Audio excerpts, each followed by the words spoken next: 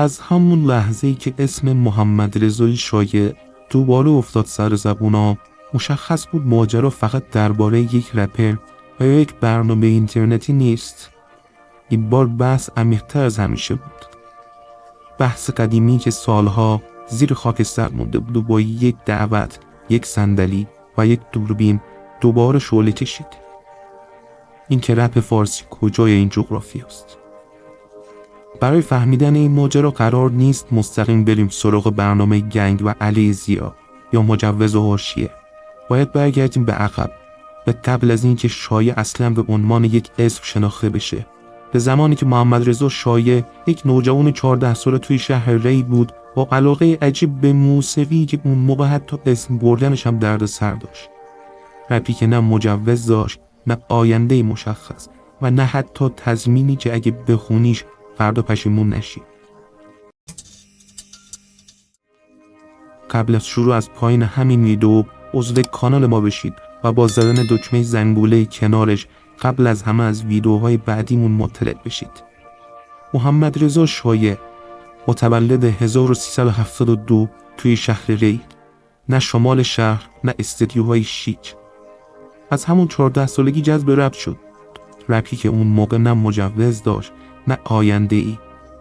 اون از همون جوانی با رپ زندگی میکرد، نه به عنوان یک مسیر شغلی بلکه به عنوان راهی برای گفتن چیزهایی که جای دیگه نمیشه گفت.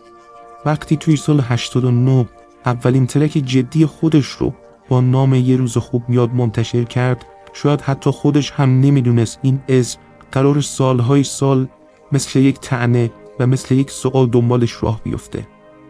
شایع کم کم تبدیل شد به یکی از صداهای نسل دوم رپ فارسی. رپ شایع اجتماعی بود، روایت محور بود، درباره آدم‌ها، محله‌ها، درباره موندن.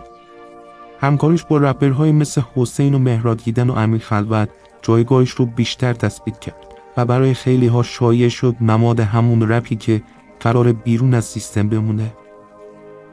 همون رپ اعتراضی که هیچ وقت مجوز نمیگیره. این تصویر سالهای سال پابرجا بود تا اینکه یک دفعه خبرهایی اومد. خبرهایی که قرار بعضی رپرها مجوز بگیرن، کنسرت بدن و رسمی بشن. شایع اون موقع محکم ایستاد و گفت که رپ با سانسور رپ نیست. گفت رپری که بره اجازه بگیره دیگه رپر نیست. زمان گذشت و فضا عوض شد. مدتها بعد اسم یک برنامه اومد وسط، اسم گنگ. برنامه‌ای با اجرای علی ضیا، چهره‌ای که سالها با رسانه رسمی شناخته میشد و حالا قرار بود توی یک پلتفرم نمایش خانگی میزبان رپرها باشه. برنامه‌ای که ایدهش این بود رپ رو بیاره جلوی دوربین رسمی، با مجوز، با ساختار، با قالب بندی. و شایع توی قسمت اول برنامه یکی از همون مهمونا بود. انتشار تنها یک قسمت از اون برنامه کافی بود تا همه چیز منفجر بشه. نه فقط علیه شایع، بلکه علیه این تصور که رپ میتونه بدون از دست دادن ماهیتش وارد چارچوب رسمی بشه. واکنش های یکی یکی اومدن، تند و خشن و بیره، از هیچ کس گرفته تا سورنا و شاهین نجفی و موجی از دیزها و اتهامها. اینکه این یک همکاری با حکومت و گنگ شدن یعنی فروختن هویت. انقدر فشارها بالا رفت که شایع تصمیم گرفت بیاد جلوی دوربین و بگه که اشتباه کرده. شایع گفت نیتش کمک بوده و فکر کرده داره قدمی برای رپ فارسی برمیداره و مهمتر از همه گفت که براش مهمترین چیز همین خانواده رپه، همین آدم هایی که سالها باهاش بودن. فالووراش ریزش کردن. فضا سرد شد و شایع موند وسط میدونی که هر طرفش هزینه داشت. حالا سوال اصلی اینجاست، آیا شایع خط قرمزها رو رد کرد یا زودتر از بقیه رفت جایی که دیر یا زود خیلی ها مجبور میشن برن؟ آیا رپ اگه دیده بشه و به سوی رسمی شدن قدم برداره لزوما خفه میشه؟ آیا اعتراض حتما باید بیرون بمونه یا میتونه وارد زمین بازی بشه که خودش رو نبازه؟ از شهر ری تا استیج برنامه گنگ، از یه روز خوب میاد تا اشتباه کردم.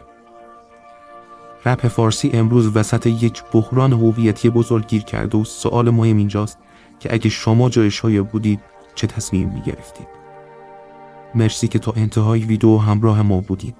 ممنون میشم از پایین همین ویدیو عضو کانال ما بشید و با زدن دکمه زنگوله کنارش قبل از همه از ویدیوهای جدیدمون مطلع بشید.